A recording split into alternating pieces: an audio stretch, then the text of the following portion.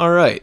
So, I don't know why I'm doing this to myself today, but you guys are in for a fucking treat. I decided that I'm going to use my backdoor YouTube channel, the other YouTube channel I have, to start uploading these as YouTube videos with just like a still image. So you're gonna be able to listen to these on YouTube, so I don't get fucked over by SoundCloud and those goddamn corporate bastards.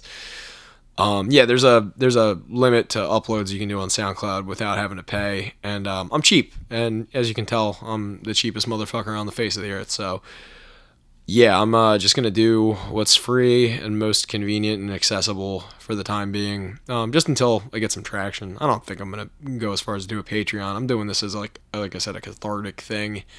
It's an exercise in mental health for me. So yeah, I'm just keep doing that until I either get banned or it takes off, which probably gonna get banned before it takes off because I'm in the middle of uploading the Black Klansman one right now, and I have a feeling like it's gonna get flagged or something. I mean, I'm not monetizing anything. Like, I'm not treating this like a job, because the second I start monetizing shit, it's gonna become a job, and I don't want to treat it like a job. I just want to have fun. I want to talk.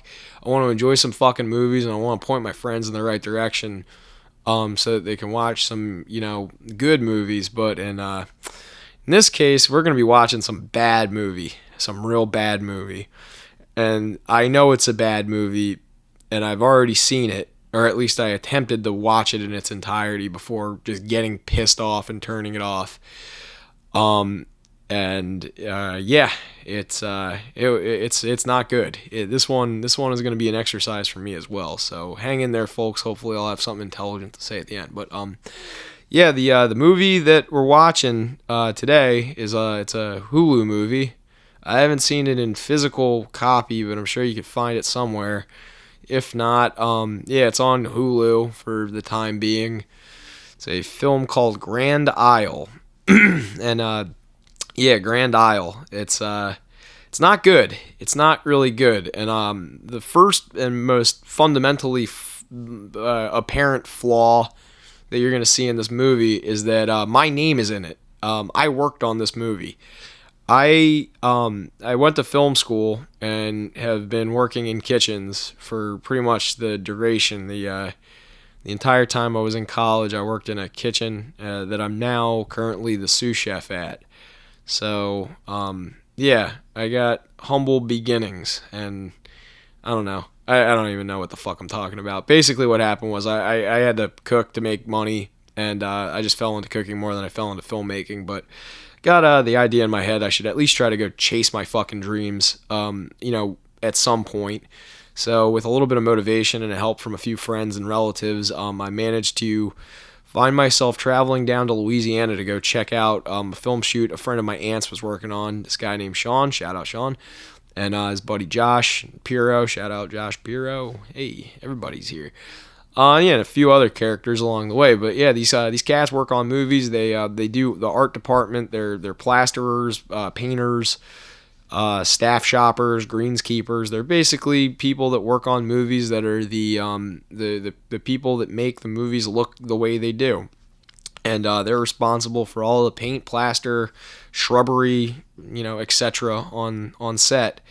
And if you see a tree or a wall that's a certain color or texture, that's probably something that my hands mixed. So, that's something to consider. But yeah, this one's not good. I worked on it, and the reason I even got hired on it was because they were so fucking short-staffed that I got called after working one day on a television show called Claws. I got hired, filled out my start work paperwork. I had to go to the DMV because I had residency issues, and it's a whole fucking thing to get on film sets to work as not an independent contractor or as an independent contractor. I don't even really know what I was doing. But yeah, I was told to fill out a bunch of paperwork, filled it out, then told to go to the DMV and get my ID. So I go to the DMV, get told I can't get my ID, head back, and as soon as I walk in, I'm immediately told that I was fired. So I worked 8 hours on Claws for one day. season 3, I believe. I don't think my name even made the cut. I did like 3 things and then got told to go to the DMV. So that was my first day in the film industry. I got fired, and after that, I was drinking pretty heavily at a bar with a bunch of the people that had also gotten laid off, who had been on there for the bulk of the show, mind you. These were like, seasoned veterans of the industry, and they're all like, "Yeah, man, it happens. It happens." And I'm like, I'm not worried. I'm young. I'm motivated. I got a bit of virility to me. I can make something happen. And as I'm finishing my like 3rd pitcher of beer with these fellas, I get the call from Sean. He's like, "Hey, can you head up from New Orleans to Baton Rouge like now?" I was like, "Yeah, absolutely. Why? What's going on, buddy?" He's like, "Yeah, well, we got a Nick Cage movie that you're hired on if you can get up here in the next 24 hours. And sure enough, fucking closed out my tab, packed up, grabbed all of my worldly possessions, and just fucking shot up to Baton Rouge, where the next week, it was like 9 days, I think. The next 9 days, I worked on the production of this as a plasterer, as a hottie. I think I mentioned in the last episode, I mix cement and bring it to the actual plasterers, and then when they get tired, I as an apprentice, I was like learning how to smooth seams and like make shit look like concrete when in fact it's like Luan with a bunch of Structolite on it. So yeah, that was what I was doing, and I worked for the rest of the production. I closed it out. It was pretty cool, but the first day I worked on this movie, I worked 23 hours straight. I showed up at 8 a.m. and left at 7 a.m. the next day. And was, adequately compensated. It was a pretty good paycheck. It was a fun time working on it too. I learned a lot of shit about both how movies work from behind the scenes at a larger scale, which I've made a shitload of student films. It's no different than what I do, but there's just a lot more blondes with big tits and rich uncles that, just know somebody who knows somebody, that sit around and text all day in those producers' chairs, which are pretty comfy, by the way. I get the allure to that. I mean, I got hemorrhoids, but like those things are comfy. They're supportive. Your back is nice. A little lumbar action. But yeah, that was like I was doing legit manual labor for them, and there was like a strike in the middle of it too because nobody was getting paid.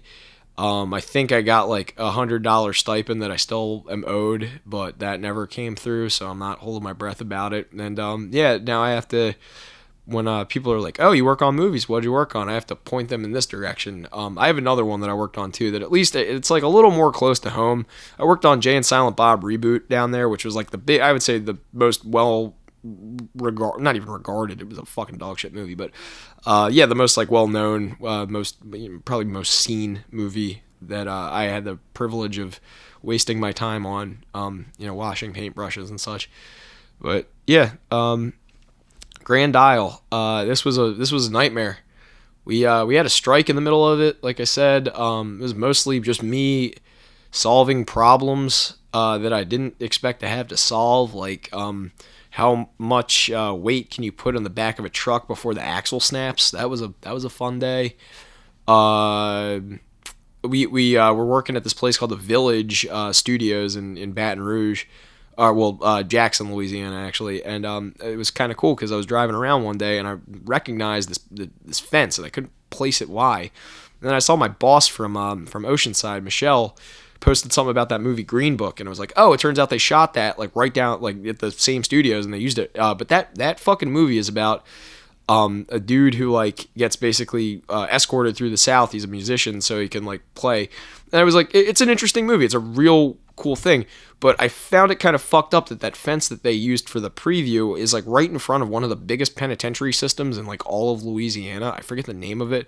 It's something that's like something like it could be misconstrued as an expression for rape or like getting your ass fucked. I forget what it is, but yeah, I just was like that's morbid, but cool, whatever. We got to spend a lot of time in an insane asylum working on this, and I'm not going to do a synopsis of it, but I will probably point out on the back end what I worked on and like what I did. But yeah, I didn't make it through this movie the first time around. I highly doubt I'm going to be able to ascertain anything more from it other than this movie is terrible and I had kind of a good time working on it. But yeah, it's on Hulu, and without further ado, we're watching Grand Isle. Wait, I guess Yeah, there we go. All right, so I'm on the only good part of this movie, which is my fucking name at the end. Which, if you want to see, I just wanted to figure out what time it is. 1:35 and 14 seconds in the movie, and I'll be goddamned if it's not an hour and 35 and 14 minutes too long. Holy shit! They didn't even use any of the stuff I made. They used like two things. They fucked up making the sets. Like we didn't fuck up making the sets. There was a lot of shit going on that. It was just going wrong, and there was a lot of reshoots. We spent like 4 days in a mental hospital that was about 2 miles away from where they shot it. So in the last scene, that's like just the parking lot of the studios where they built most of the sets. That was like where I spent most of my time when I was working on it. But yeah, that last crane shot, that's like pretty much where I was the entire time I was working on this. When I wasn't at the fucking mental institution up the road, we were supposed to be building, I think, a jail cell, a hospital bed, a miscellaneous room that they ended up nixing. Well, they nixed everything, but we stopped making that. And then I'm trying to think of what the fucking else Josh and I were working on. We had a couple of rooms over there. Oh, an interrogation room, and they didn't use any of those. Like they did reshoots or some shit. But yeah, I got to make that, and then the scene with the creepy ass stairs that apparently are wood in one shot and then fucking metal in another. Yeah, we worked on that. Which yeah, let's get off me for a second. This is fucking.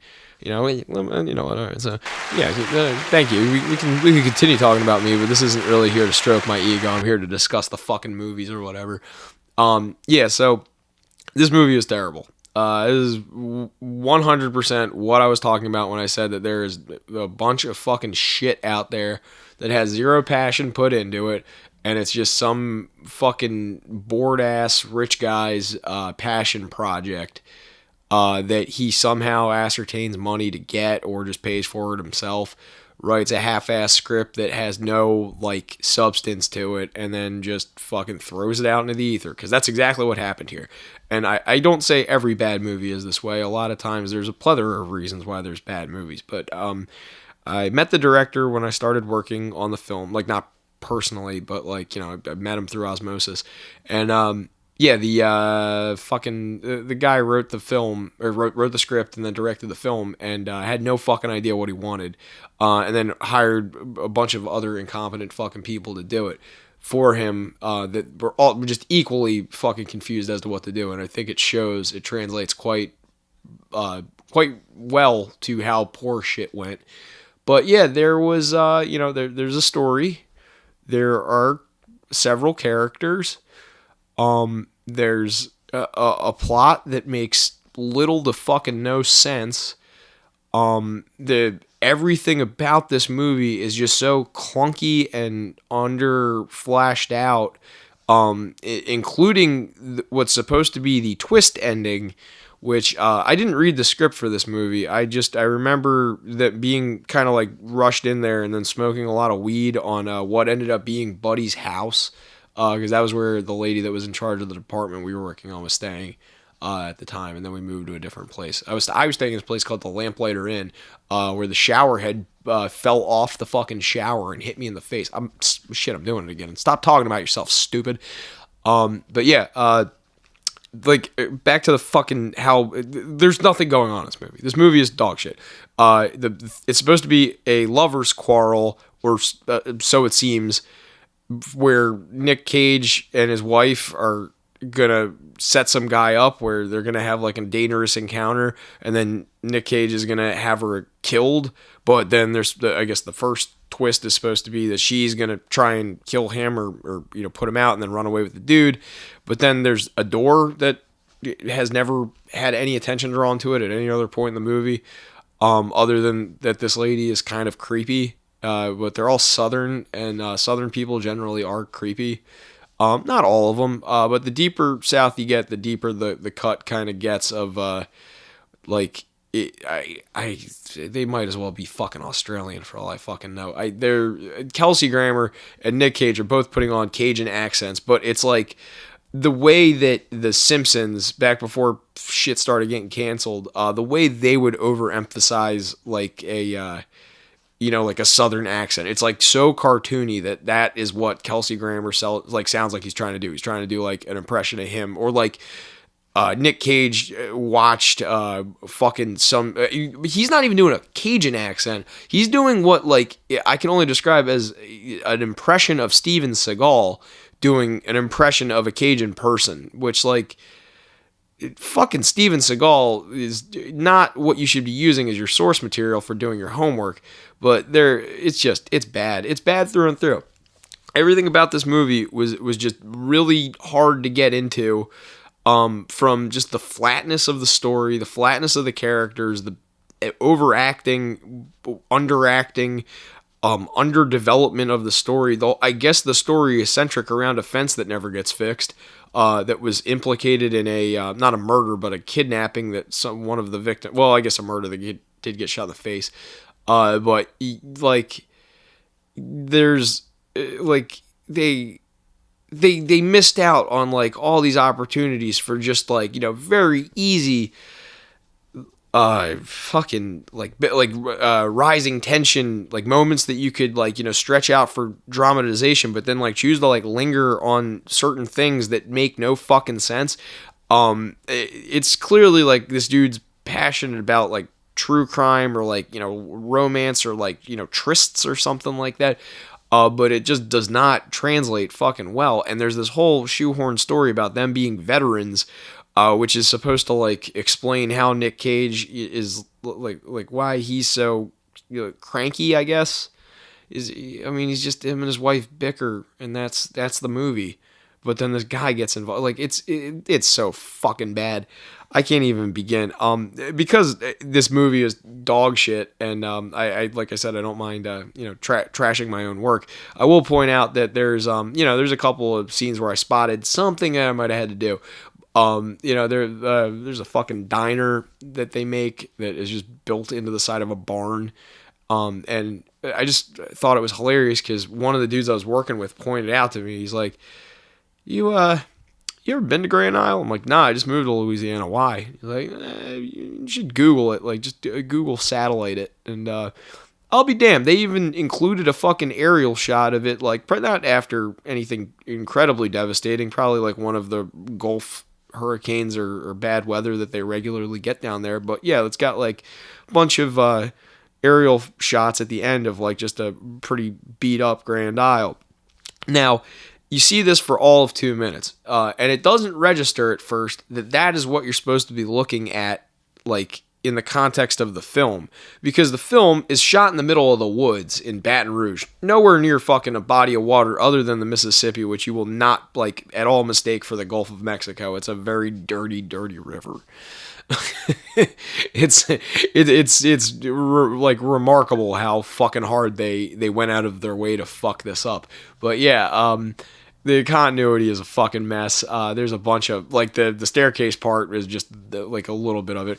One thing that the guy who did the lead plasterer pointed out is that they, for aesthetic purposes, when they shot that, they wanted vertical lines when, like, if you know anything about construction and like masonry and shit, you always build foundations like horizontally, because like the load of the foundation is going to be like kind of compressed instead of like straight up and down. So when you like have like the large areas of weight distributed, it's not gonna like crack on those seams because they're horizontal. That weight just compresses down. I don't know if any of that's making sense, but just think of it like that. Yeah, they made all of the lines like vertical. They, in the kitchen scene, they cropped it out, but when they're in the restaurant, the fucking hood vents are the wrong way. Like if you put the hood vents in sideways by accident, all the grease doesn't get caught in it, and it just runs down the wall, and it looks like a fucking mess. But yeah, like the fucking there's some other stuff. I think the fence too. The fence is like comically fucking small. He pays this guy like $200 in 19, like I don't even know what you would adjust that for inflation to, but like right now OSB is like $36 a fucking sheet, and he's like making a fence out of plywood and saying that it's $10 a $10 a spindle, roughly like, 15 to 20 feet of wood, some regular, maybe pressure treated, spend a little extra. But that's roughly $50 now worth of wood. It couldn't have been more than like 10 back in the 80s. And I don't know. Someone fucking check that. Yo, Jamie, check that shit for me. No, I don't have a Jamie. That was a bad one. Hey, look, I try here, but I don't always fucking knock them out of the park. But anyway, yeah. If you watch this film, the fence was apparently a real point of contention in the production. Everybody was laughing at it, and the director didn't understand why. He was also, I couldn't tell if he was Australian or British, but yeah, he did not understand how American police work. If the police at all were I don't think this guy's ever talked to a cop. Watch the way the police behave in this movie and tell me that guy has ever had a interaction with a law enforcement officer. Leaving two detectives and one piss poor shot cop to go down to a basement while one dude watches two perps that aren't separated or being interrogated. They would just detain him and put him in the car. I could begin to pick apart this movie. I would have to go scene by fucking scene just to point it all out. But yeah, it's one of those ones where I watched the fuck, it's still on my table right here. I watched Dragged Across Concrete the other day too, and I was I was in a bit of a shitty mood, so I was trying to do it, but I ended up just bitching about stuff that was completely non-movie centric. And but yeah, same exact fucking thing. Because I have a minute right here, I'm gonna bitch about that. Part of the problem with movies is that you got to make shit relatable. It's got to appeal to enough. You got to find a niche. You got to find the audience you're looking for, and then get away of expressing what you're trying to I'm doing a horrible job of expressing this. I'm so fucking flustered. You got to figure out who you're trying to target with this film, and then just go with that. Just make a film catered towards that audience. This is a really shitty romance story, so I would assume it's geared towards chicks, but then it's not overly violent, but it's there's elements of domestic abuse and sick PTSD, war fantasies, so it kind of just feels like this guy was trying to write something for either a bipolar person or two completely different walks of life. I think maybe you could argue that it's for couples, but it's this is not a movie where it is something that you would bring a date to go see. This is something that you would after the fourth date get a blowjob during, because it's so fucking boring and pointless. It's really just fucking Netflix and fuck fodder. Let me do it again, because that was bad. That was shitty. I could hear my fucking self sweating on that one. Fuck. But yeah, Dragged Across Concrete was the exact same way. It was the fucking, whoever made these films, they had an idea, but they didn't figure out a way to work that idea to the benefit of making it appealing to the audience I guess they're trying to get to. They're just making this mass, they're trying to appeal to a broader audience, but in doing so you've completely neglected a lot of the things in the movie that would tip it over the edge in a way where it would make it interesting to the audience it should be catered towards, if that makes sense.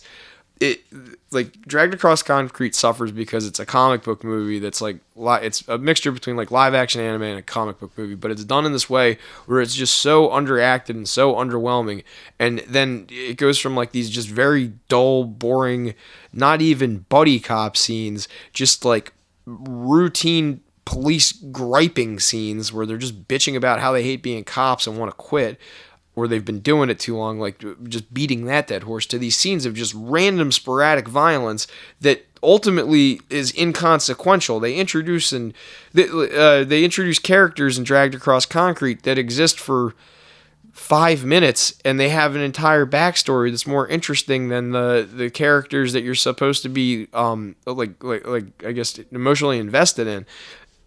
It just makes no fucking sense. It doesn't translate well. And Grand Isle suffers from the same fucking thing. It's I don't identify with the same... I guess you're supposed to identify with Buddy, or the character of Buddy, because he's your everyman. But then he ends up formulating this weird relationship with Nicolas Cage that's not like a trusting relationship. It's not like an admiration relationship. He's like supposed to be fearing for his life in this very dangerous hurricane that's blowing out. So here's how it compounds in my view. So he gets hired to fix a fucking fence at this guy's house, at Nick Cage's house. Nick Cage starts shooting at him when he's almost complete with the fence. Before it even starts fucking raining. By the way, sunniest fucking day I've ever seen, with a hurricane looming. But this hurricane is supposed to be bad, so Nick Cage wants him to fix his cardboard fence on his lawn. Then immediately starts nailing up fence paneling over his windows. So he had fence the whole time, and what looks like much sturdier fencing too. But those are his window fences. He needed his yard fence fixed. So then, he starts picking off bottles and fucking with them. They invite him in. They have dinner. The wife ends up seducing Buddy after Nick Cage discloses that he wants him to kill her for one reason or another. It's not even like there's like some monetary thing involved with it other than that he offers Buddy's character to fucking, or the guy, Buddy's, whatever, that guy. He offers him $20,000 to ice his wife. But like, I was like, okay, maybe they're playing like the angle, like there's an insurance payout or like there's something like, like some ulterior motive for Nick Cage to do it. And he's like, oh yeah, well she's got blood cancer, but he's clearly like lying, like overacting, obviously. But like even as an actor overacting, it's like it's still Cage, like dial back a little bit. Nice guy though, very nice guy. First actor I've met. Probably the coolest one too. He was really nice. But yeah. So anyway, I digress.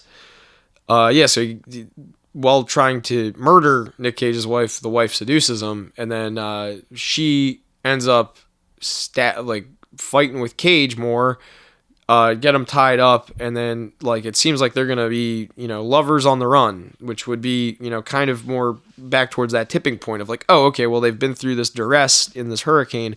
They're probably going to, go and run away together. And, he's going to abandon his wife and kid and she's going to abandon her husband. And like, that's where this takes off. And then it becomes like a more interesting story that way. And it become like, there would be like a pursuit thing from both parties. Logical. But no, instead the movie decides that, before they leave, there's this one random door under the staircase that leads to the basement that's going to have a bunch of locks on it.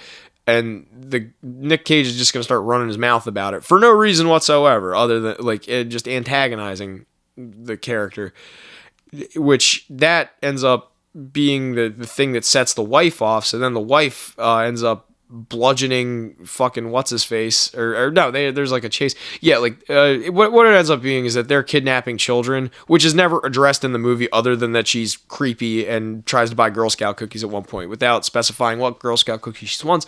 I don't give a shit what you say. Fucking Thin Mints all fucking day. Go fuck yourself with that coconut bullshit. If you're gonna eat coconut, eat a fucking Mounds. Don't fucking put that shit. I don't want no fucking fruits and vegetables on my Girl Scout cookies. God damn it. But yeah. Wow, that got dark. Wow, yeah, this movie rubbed me the wrong way. Like everything about it too. They owed me money too, which is why I'm like not like I want to start like really throwing haymakers here, but like I don't want to come back and bite me in the ass. But I will fucking poke fun at it. It's fucking stupid. It was one of the dumbest fucking movies you could watch. I don't know how the hell this got funding or even got made for that matter, but I got a few cool little things that happened.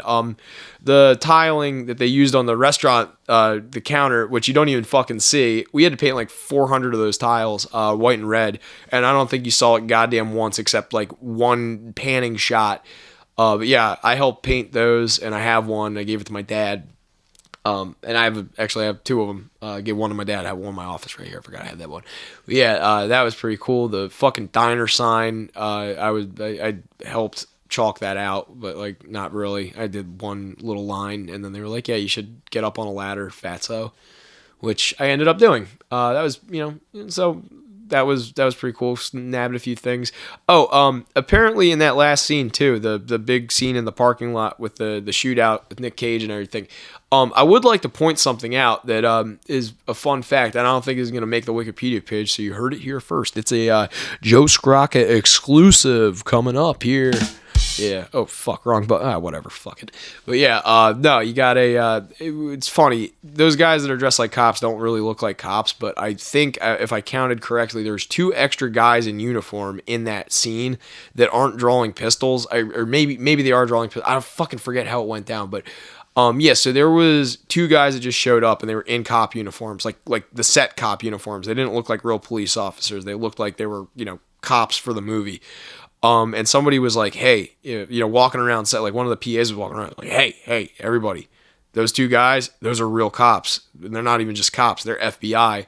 Everybody's like, you're fucking with us. Like, why are you telling us that? Because like people smoke weed, they drink and drive. Like, movie sets are kind of fucking bedlam in many ways. But yeah, they told us to kind of like stash the weed and keep it on the DL because these fucking FBI guys showed up and they were pretending to be actors. So we're like trying to figure out why the fuck they're letting on that. And then it came out a couple of days later that one of the dudes that was working in not my department, but a department we worked with that I won't disclose the guy's name, but one of the fellows that we were friends with, this guy he hired as a local hire ended up stealing one of the guns that they thought that all the guns on the set were like in the attic were props, but like actually a couple of them were real, and there was an AK that this guy just fucking nabbed. And brought to Baton Rouge and sold for heroin that he was then trying to redistribute on the fucking movie set. And there was like it's a felony. You can't fucking steal a gun. You can't. I don't know if it was class 3 or like an NFA or anything, but like it was it was like a hot gun, and he went and fucking sold it in Baton Rouge for like a couple of $100 worth of dope apparently, and then was trying to sell that on the set. And he got busted real quick, but I just thought that was funny. I forgot about that. Like every time I saw the cops in this movie, I was like, oh yeah, there's the fucking FBI guys. There's the Fed boys. It was kind of cool though. It was neat seeing, like, even though it was minimal, like a little bit of my fucking handiwork up there. That was pretty neat. I guess I got more of it seen in Jay and Silent Bob reboot, which like I'm desensitized to. Like I do not want to discuss that movie anytime soon. Maybe down the road, but like. Yeah, it was fun. It's cool. It was a nice springboard into my 15 fucking minutes of fame, and it's neat. I'm still sitting here just kind of savoring, looking at my name in the fucking credits. But yeah. Oh, I got one more fucking story. If anybody's still fucking listening at this point, I'm probably just rambling into abyss. But the girl that plays Buddy's wife, not the chick that's crazy, the chick with the baby. Give me one sec. I need some thinking juice. But yeah, her name is Emily. I forget her last name, but she's the only Emily that was credited as an actress. So we were at the mental institution, putting up shit. They had to make like a barbed, like a kind of like a latticing, like a metal latticing that would go over a window to look like it was like shatterproof from the inside. And while we were doing that, there was a guy that was using an angle grinder, and when he angle ground the fucking latticing inward instead of outward, so like there wasn't really a real easy way to hold it. So he had gloves and didn't tell me that it was sharp, and then was like, hey, pick that up. So I picked it up and just fucking sliced my finger open real fucking bad. And they for insurance reasons, they have you check in with the medic, and the medic dressed my wounds. I was fine. I've pretty tough. I fucking managed in the kitchen as long as I have. I chopped my fingertip off once, but that, still that being said, I kind of know how to conduct myself when I'm in the workplace. Like I know, like, keep it discreet, just do what you need to do. And I don't need to fucking get an ambulance involved, none of that shit. So, I handled it pretty well, but the medic required that every day I check in with her, for the duration of the show to make sure that no infections persist or, anything that can come back and bite them in the ass. But, the funny thing, I guess, is that her name is Emily too. So there's Emily the medic. And, it was a point made every day at 6 a.m. when we get there to have to check in with her. So you'd find a PA and figure out where Emily the medic was. And then my first duty was to go and like find out what she's doing after I got my assignment for the day. And the one day I was looking for her, and I guess there was actors on set. So it was like a hot set or whatever. And I had to find a PA, and I was like, yo, if you get Emily on the horn, like I need to, talk to her real quick. And the guy's like, well, why do you need to talk to Or he goes, the actress Emily? And I was like, no, why would I need to talk to the actress Emily? I need to talk to the medic Emily. And he was like, shit, my bad. And then we kind of like chuckled about it because it's like, hey, like why the fuck would I be talking to an actress? I'm a fucking hottie. Like I got no business doing that. And it turns out she was like 5 feet behind me and heard me. And like just made the sourest face I've ever fucking seen, because like I said, these actors, like, they need their ego fuckers, like they're nothing. They're just people that work out and read and play make believe all fucking day. So when you're not going out of your way to fucking stroke their ego, they're just like, oh my fucking god, the audacity of you. So yeah, that was funny. I don't know, I thought it was entertaining. That I pissed off the actress the second day I worked on this set too. I'm surprised I didn't get fired from this too. I was drunk most of the nights. I would show up hungover every day. I ended up getting one of the dude's trucks stuck too, because I don't know how to pull a trailer. Like, I know how to pull my trailer, but I don't know how to pull other people's trailers. I ended up getting this dude Bill's truck stuck. Or not, yeah, Bill. Yeah, I got Bill's truck stuck. So yeah, and then they were. If you guys want to talk irony too, I'm gonna cut this off in a second. But yeah, you guys want to talk about funny?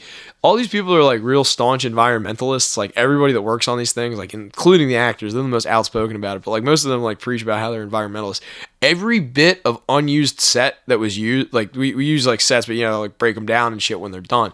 Every bit that wasn't used was piled into a fucking bonfire behind this place and lit on fire. And I'm not like talking just about like like set deck, like or whatchamacallit, like walls and shit, like wood and fucking plaster and shit. Like, they were throwing like furniture and like asbestos siding and like fucking like a pool table and like couches, like anything you could clothing, like plastic bag. Like, if you were drinking beer, you just throw the fucking beer in the case in there, like when you were done, because it was a huge fucking bonfire, and it was like going for like 2 fucking days straight. But yeah, Grand Isle, I would not recommend it. I mean, if you want to see my name, like I said, go all the way to the end. I'm under set painters. But yeah, this was a dog shit movie, and I really cannot express how bad it was, unless you want to sit through it. I wouldn't recommend it though. I'm getting rambly here. Thank you for listening. I hope you guys have a good day. Guys have a good day. Guys have a good day. Guys have a